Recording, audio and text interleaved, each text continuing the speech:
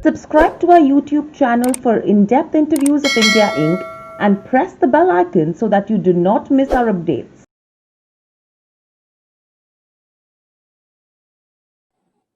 Hello and welcome to Nirmal Bang, ladies and gentlemen. I'm Hiral Nadia. We have with us Mr. R.K. Thakkar, former MD and CEO at UCO Bank, joining in. Welcome to the show, Mr. Thakkar. It's a pleasure to have you and to speak to you after so long as well. Firstly, let me come to you with regards to what's happening around. I mean, COVID 19, the impact has been immense across economies right now, and no one is spared out of it. With unlocking, now we are seeing some green shoots which are emerging with regards to the revival in the economy. Do you think the revival or the rebound that we are seeing right now is a mechanical rebound? Yeah, see, if we really see after the COVID, the revival is not a perhaps what a real revival would happen. We go back to the pre-COVID levels. I think we are like comparing with the say a smaller base, a smaller baseline, and no doubt the complete lockdown. Now we are at least functioning in a proper way has helped revival, but in the real sense, not a revival. Uh, I think that would take still a long time. It could be a horizon of 1 to 2 years, and even when we talk about some green shoots happening in the economy, but I think they are not in the real sense. The keeping you the past few months when there was a complete shutdown. So, post-COVID revival is a long drawn process, and I think we'll have to wait and watch how the things move, how the economy grows, how the various sectors which are more impacted, how they behave, how they are able to be revived. I think it's going to be some time horizon of 1 to 2 years before we see a real revival in the economy. Absolutely, that I mean something what you said really makes sense right now. But with this, one thing that was there was that the RBI really acted quickly initially with regards to say rate cuts go, or even with the government with the packages that they've announced. Yes, they have been more of a credit stimulus versus a financial stimulus.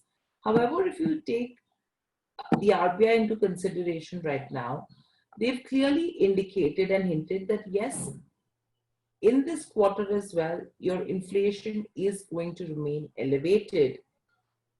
According to that, where do you think interest rates are headed then? Because we've already seen a 115 basis point rate cut.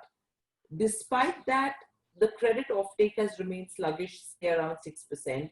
So, are we expecting to see a pickup in terms of where credit offtake goes? And secondly, where do you see the interest rates heading from here on?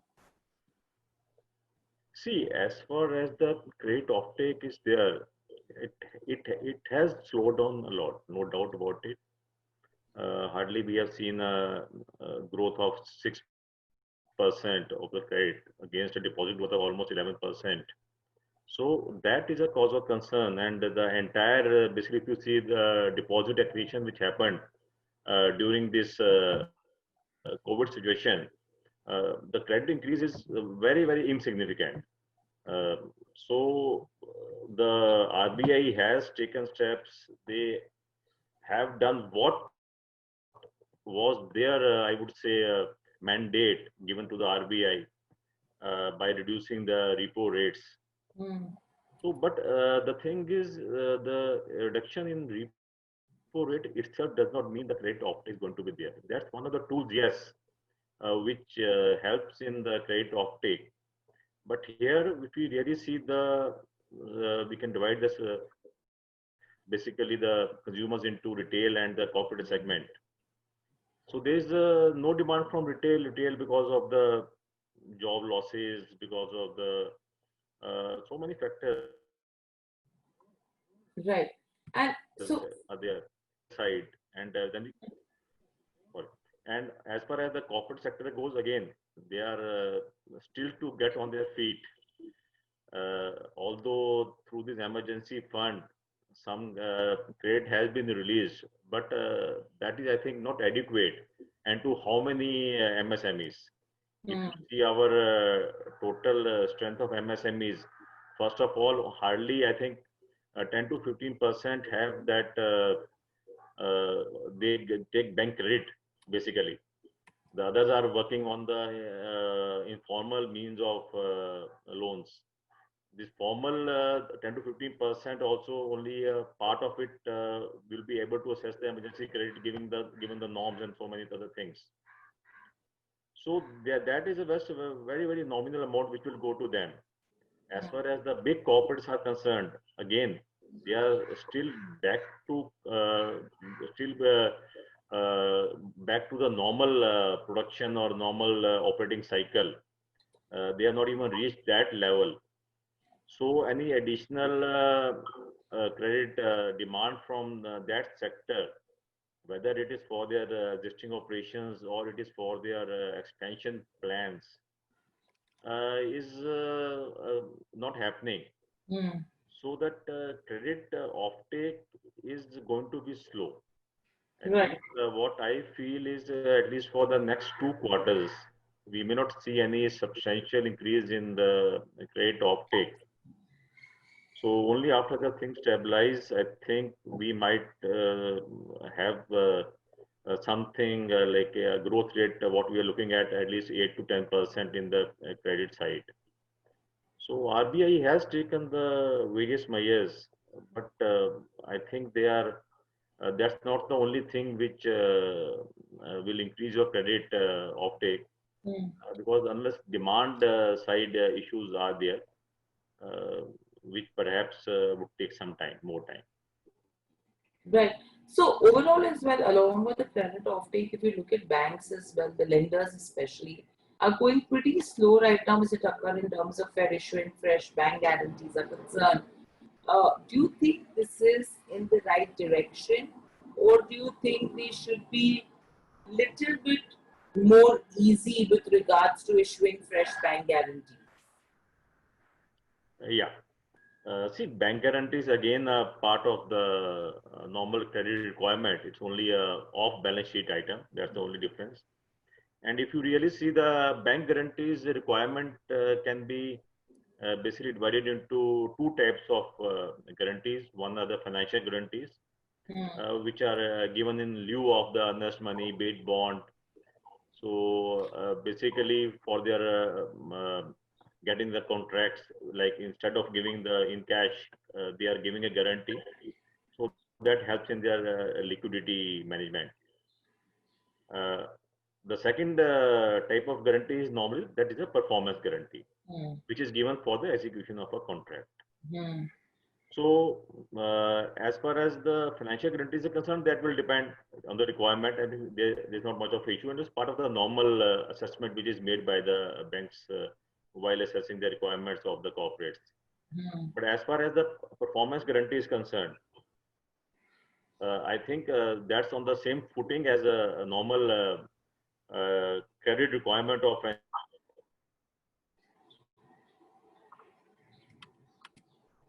any are doing a much more detailed analysis from the risk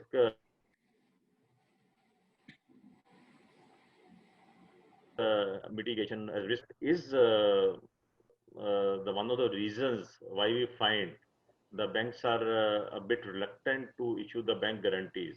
I think that's a part of the present economic scenario. They think perhaps the default rate, the default could go up, and these which are presently non-funded or off-balance sheet exposure, that might turn into a NPA account in the coming future. So yes, to some extent, there are, I think, some reservations by the banks. So I think that's a part of the what is the economic situation now. And once that improves, I think the bank should not be having any issues in issuing guarantees. It's a part of the normal working capital requirement of a company. Right. And what is your asset quality expectation once the moratorium gets over on the 31st of August?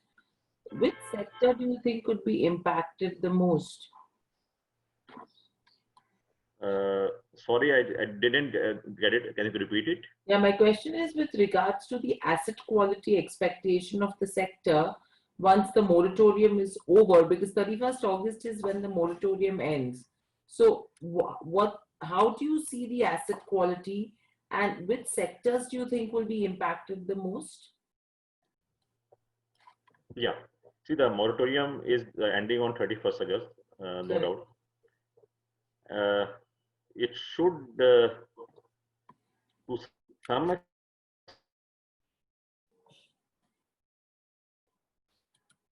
extent, the and it's if you really see from the data, it's more in the public sector banks than the private sector banks. Mm.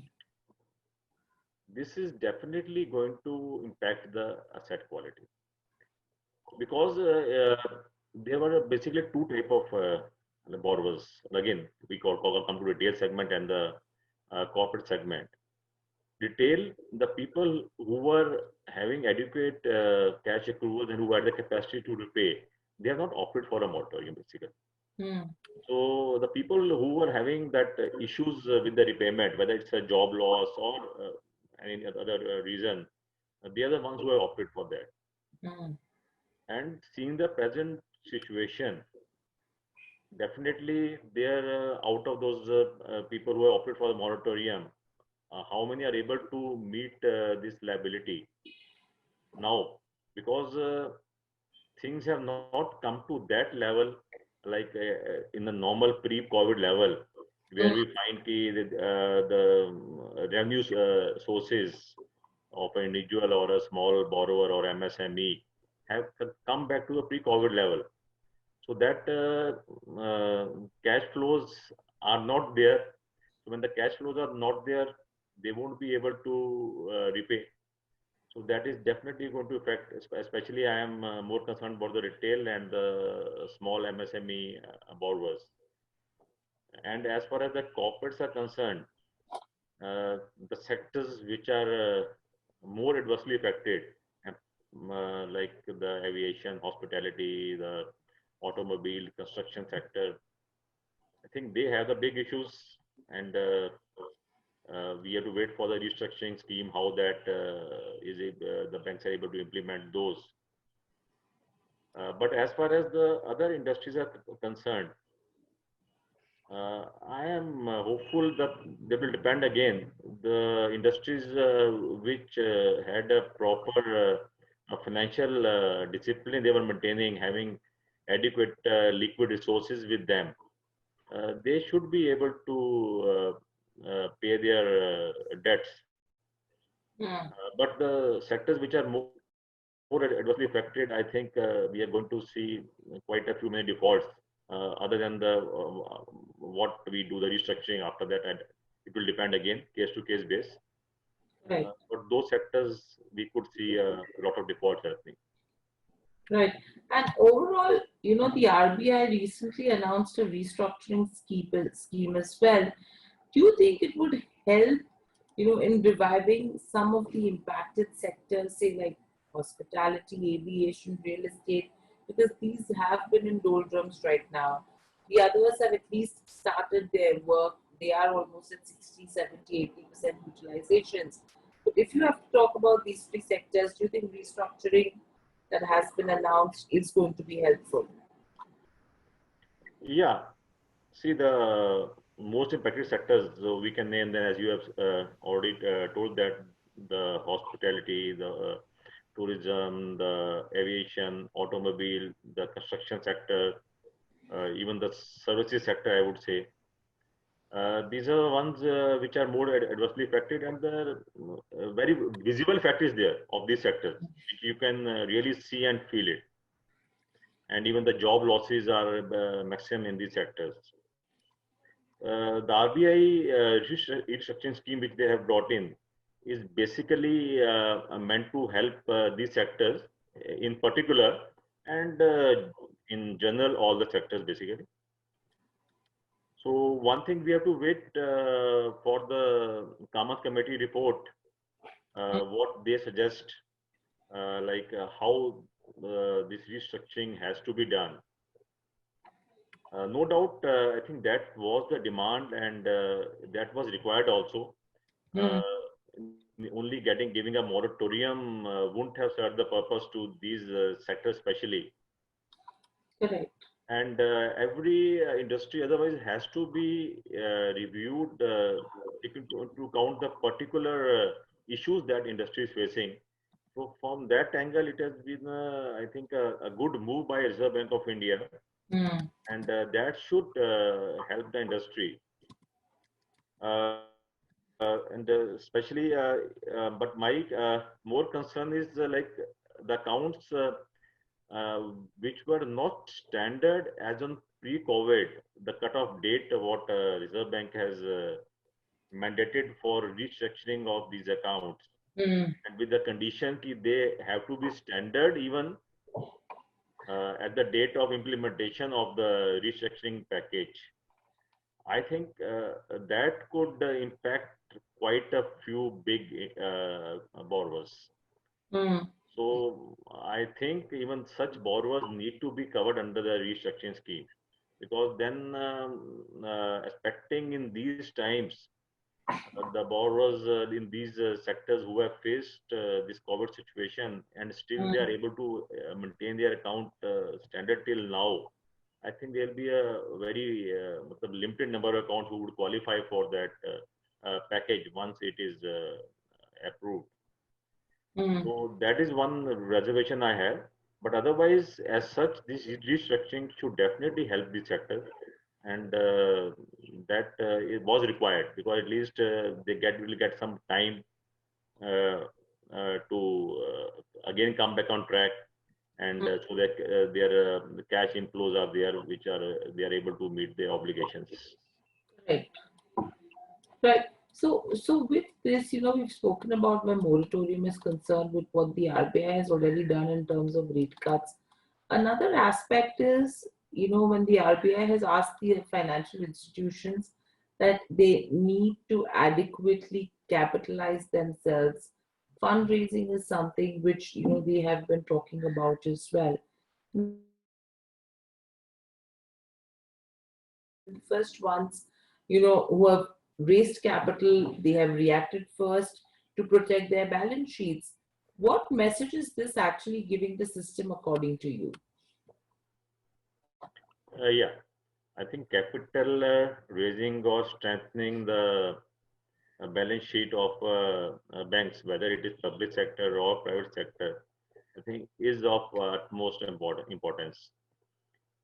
Because unless the banks themselves are strong enough, you can't expect them to support your corporate sector. Mm. No doubt, the private sector banks, they have taken the first move.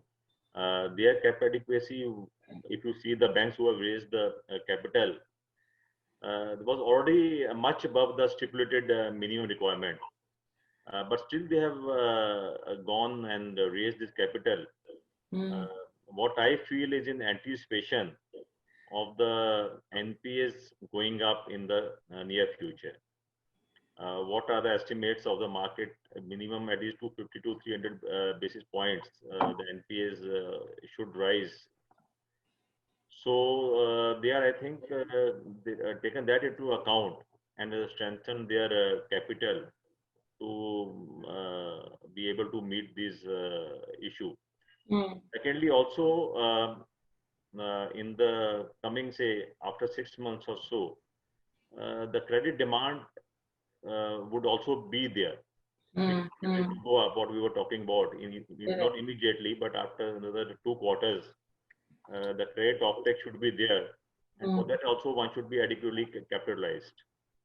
So the public sector banks also require capital, and there's no doubt about it. In the past, the government has been capitalizing them, and now with especially after this amalgamations, now we have the banks, the size wise they have grown bigger, and at least these big banks, State Bank, PNB, and the Bank of Baroda, like Mm, that banks, they should be able to raise at least part of their requirement from the market. mm, But still, I think they have to rely to some extent on the government infusion also. And the other public sector banks, the smaller ones, which were not amalgamated or merged, mm. I think they will have to be getting support from the government uh, because raising capital from the market is not an option for them. But for these bigger banks, I think they should be raising either a major part or at least I would say at least say half of the requirement from the market. Right. So that's about the private sector banks that we've already spoken about. Now, public sector lenders, I was reading a Moody's report which is indicating that in the next, say, 2 years, public sector banks will have to raise as much as 2.1 lakh crore in terms of external capital. Now, and this is mainly on the back of the impact of COVID. What do you make of this number? Do you think this is like a legitimate number where 2.1 lakh crores is what they will have to raise to adequately, meet and tackle the capital shortages?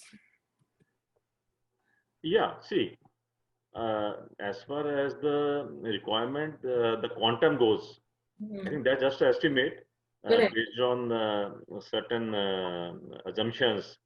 The assumptions are basically twofold. One is the increase in the NPA level for which they have to make provisions. The second thing is the credit growth at Hmm. what they are estimating to grow, and for that again they require capital. Yes, I think in the next 2 years, 1 lakh crore or odd, I don't know, uh, could be the requirement of the public sector banks. And I have, as I have said before, uh, the bigger banks, especially banks like State Bank of India, PNB, Bank of Baroda, they would have to go to the market to Hmm. raise at least a part of their capital. But the balance, I think the government would have to support the public sector banks and to meet their at least even the statutory requirements. Hmm. Because if you see the public sector banks, their CET average of the is around 10% or so Hmm. against the statutory requirement of around 8%. So there's not much cushion available with them Correct. to meet these norms and also to provide for the NPAs and for the credit growth. That infusion would be required. I think the public sector banks support from the government would have to be there. Right. And that's what I mean, it's a blessing in disguise where you have seen a lot of M&As that have already happened in the PSU space. However, do you see M&As happening even in the private banking sector, given that there are some smaller banks who really have weak capital positions, and along with that, a cherry is that the NPA levels are high. So, taking that into consideration, do you see a trend picking up where we could see M&As in the private banking space? Sorry, Hera, you have to repeat. The voice was not very audible. Please Right. just. Sure. My question was with regards to the kind of M&As that we've already seen, mergers that have already happened in the PSU banking space. Do you think a similar trend could be possible in the private banking space as well? Because there are smaller banks with weak capital positions, NPAs are high. So for them to survive, do you see that trend picking up where M&As will start happening in the private banking and NBFC space?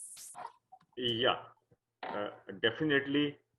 I'm expecting in the private sector banks, especially we have quite a few many, whether old generation or new generation private sector banks, which you have rightly pointed out. They have a high level of NPAs.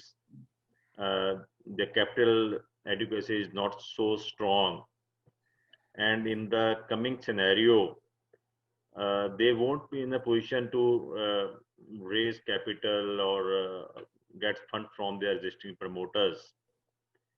So the banks, the stronger banks in the private sector, who are looking for organic growth, I think for them they'll be a good candidates for acquiring. Mm. So I am expecting, I think in the next 1 to 2 years, quite a few of these smaller, especially the smaller size private sector banks, Mm. getting merged into the bigger private sector banks. I think Right. that's a writing on the wall. Right. And with that, very lastly, how do you see the credit market share movement happening between banks as well as NBFCs in the near term? Because right now, again, a lot of structural issues that the NBFCs are facing. So, do you see that shift happening? See, as far as the credit sharing between the NBFCs, banks are concerned, if you really see the bank's portfolio is much more broadened portfolio, while the NBFCs are functioning in a particular segment. Any NBFC would be in a particular segment, Mm. and the funds requirement of the NBFCs are primarily being met by the banks.